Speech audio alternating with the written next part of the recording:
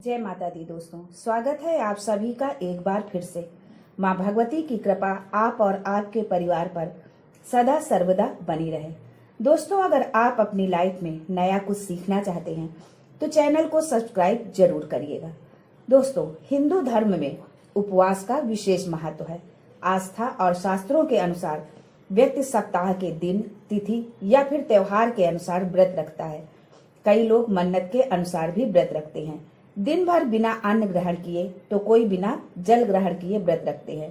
हर कोई अपनी आस्था के अनुसार व्रत रखता है। दोस्तों, व्रत तप के समान होता है जिसमें व्यक्ति को अन्न त्यागने के साथ साथ कई चीजों का मोह भी त्यागना पड़ता है, जिससे दृढ़ शक्ति जागृत होती है। शास्त्रों के अनुसार व्रत करते समय कुछ नियमों का पालन करना चाहिए, वरना व्रत का पूरा फल प्राप्त नहीं होता है। दोस्तों, हिंदू धर्म में 33 कोटि देवी देवताओं की मान्यता है। हिंदू धर्म के अनुयायी देवी देवता को प्रसन्न करने के लिए पूजा अर्चना के साथ साथ व्रत भी रखते हैं। सभी की कामना होती है कि ईश्वर की कृपा दृष्टि उन पर बनी रहे। अपनी मनोकामनाएं, दुख, परेशानियों और कष्टों से छुटकारा पाने के लिए भी व्रत का ही सहारा लिया जाता है, ताकि कष्टों का निवारण हो सके। दोस्तों, हम व्रत तो रखते हैं, लेकिन उनसे जुड़े नियमों का हम ध्यान नहीं रखते, जिसके कारण व्रत का फल भी नहीं मिलता।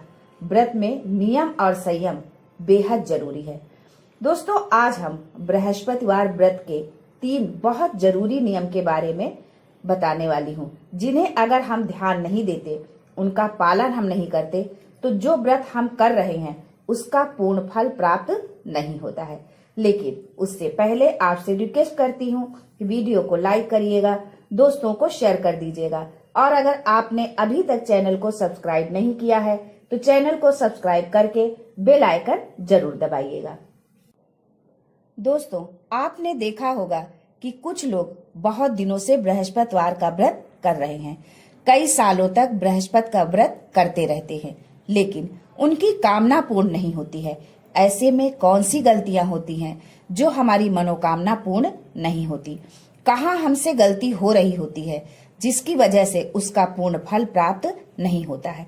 दोस्तों, आज हम बृहस्पति व्रत के 3 ऐसे नियमों के बारे में बताने जा रही हूँ, जिसका पालन यदि आप नहीं करते हैं तो उसका पूर्ण फल आपको नहीं मिलता है।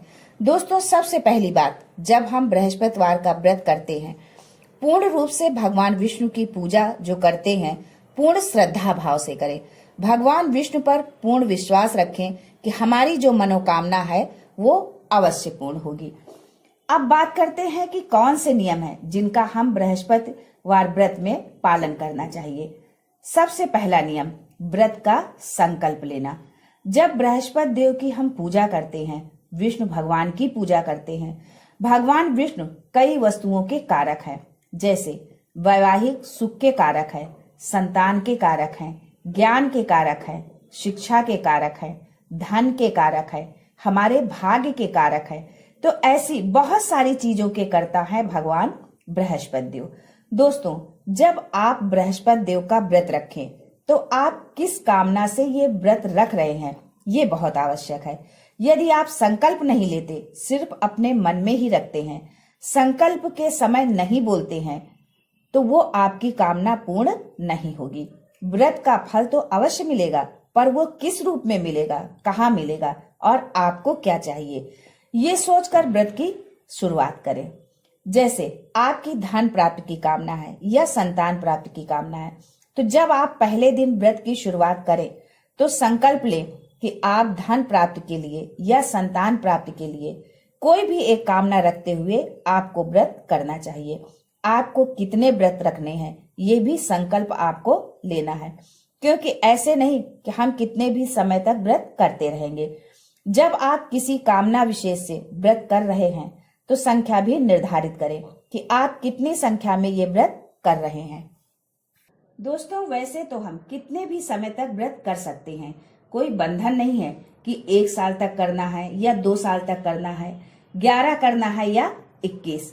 हम आजीवन भी कर सकते हैं। लेकिन जब हम किसी विशेष कामना से व्रत करते हैं तब संकल्प लेना आवश्यक है कि हम इस कामना से इतनी संख्या में व्रत करना चाहते हैं, और उतनी संख्या पूरी होने के बाद विधि विधान से उस व्रत का उद्यापन करें। उसके बाद ही आपका व्रत पूर्ण होता है। आप उसके बाद चाहे तो फिर से व्रत शुरू कर सकते हैं, लेकिन जितनी संख्या में व्रत का आपने संकल्प लिया है तो उतनी संख्या पूर्ण होने पर व्रत का उद्यापन करना बहुत जरूरी होता है। यदि आप इस तरह से व्रत रखते हैं, एक संकल्प के साथ कामना रखकर, तो उस कामना के पूर्ण होने के बहुत जल्दी आसार बनते हैं। शीघ्र ही वो कामना पूर्ण हो जाती है। दूसरा जो नियम है जिसका पालन करना बहुत जरूरी है। दोस्तों, हम सभी जानते हैं कि बृहस्पतिवार का जब हम व्रत करते हैं तो उस दिन हम बाल नहीं धोते हैं। इसके लिए आप बुधवार को बाल धोएं और बृहस्पति को व्रत रखें। जब हम बुधवार को बाल धोते हैं तब से हमें सात्विक भोजन करना चाहिए। सात्विक भोजन का मतलब लहसुन प्याज ना पड़ा हो, मांस मदिरा का सेवन उस दिन से ना हो। इस तरह से बुधवार के दिन से ही आपको व्रत की शुरुआत करनी है।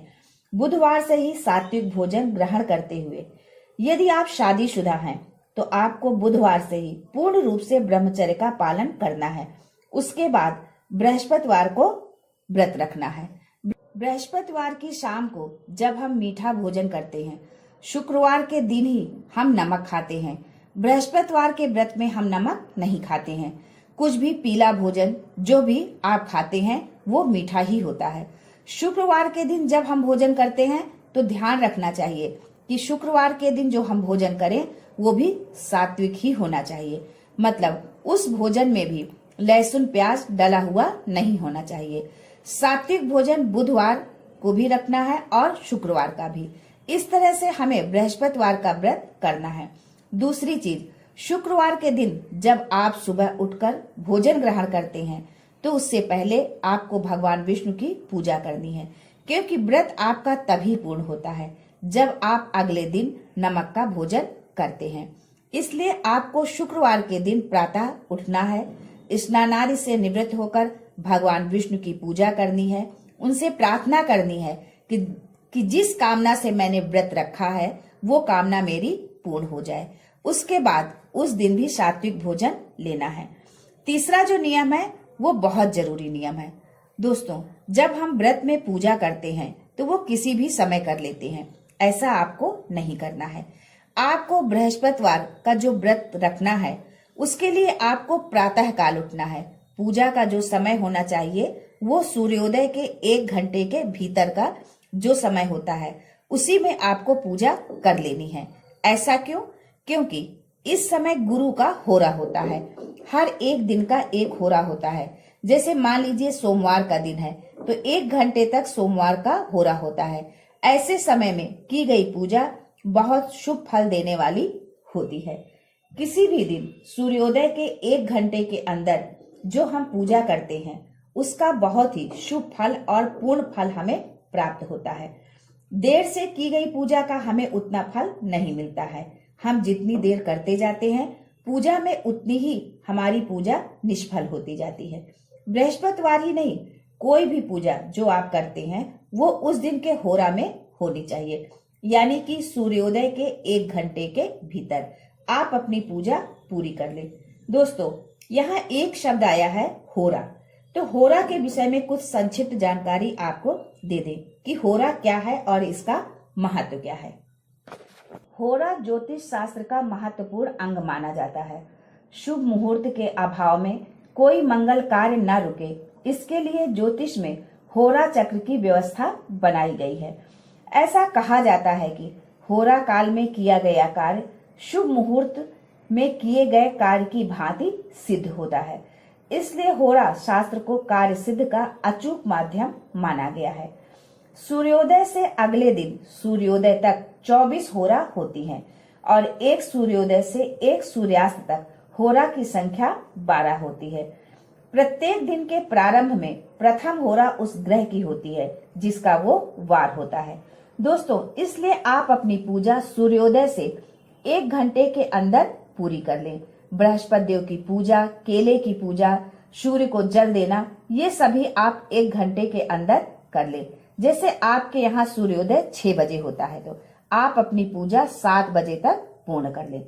यदि इस तरह आप व्रत की शुरुआत करते हैं, पूजा करते हैं, तो यकीन मानिए आपकी पूजा पूर्ण होगी, आपकी मनोकामना पूर्ण होगी। दोस्तों, संकल्प के साथ व्रत की शुरुआत करें। संकल्प में अपनी कामना, व्रत की संख्या निर्धारित करें। व्रत की संख्या पूर्ण होने पर उद्यापन करें। गुरु के होरा के अंदर ही आपको पूजा करनी है, अर्थात सूर्योदय के 1 घंटे के अंदर।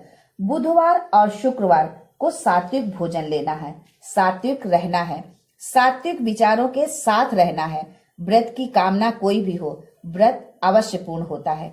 अगर आप इस तरह से व्रत रखते हैं तो मनोकामना अवश्य पूर्ण होती है, विष्णु देव की कृपा मिलती है, बृहस्पति देव की भी कृपा मिलती है।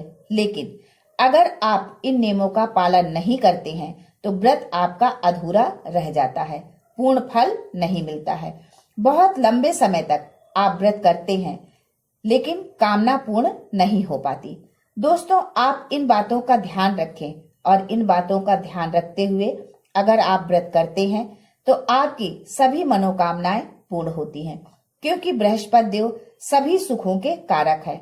भगवान विष्णु आपकी संपूर्ण मनोरथ सिद्ध करें। आज के लिए बस इतना ही। दोस्तों, मिलते हैं अगले वीडियो में। तब तक के लिए हर हर महादेव।